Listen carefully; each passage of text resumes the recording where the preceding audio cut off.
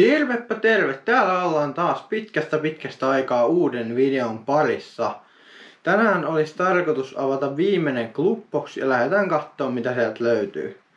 Ensimmäisenä sieltä löytyy P-merkkinen Prodigy-lippis ja takana sitten löytyy kanssa Prodigyn tekstiä.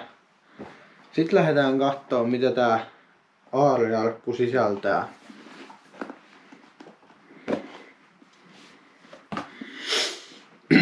Ensimmäisenä tarra.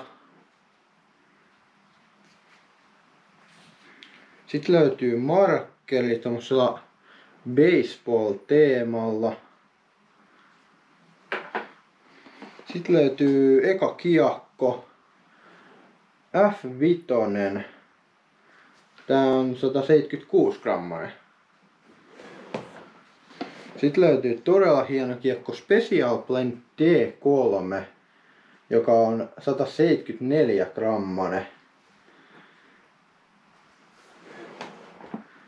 Sitten löytyy tätä uutta Fractal-muovia oleva 173 grammanen A2 Isaac Robinsonin stampilla.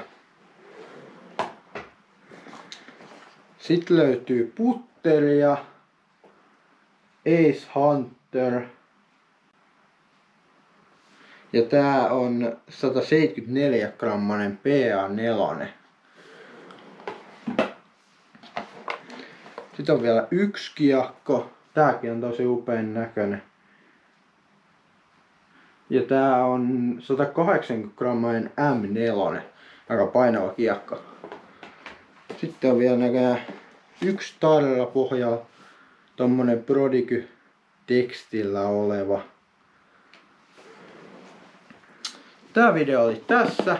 Tykätkää ja tilatkaa mun kanavaa, jos kiinnostaa tämmönen frisbee-aiheinen sisältö. Me nähdään tulevissa videoissa. Se olisi moro!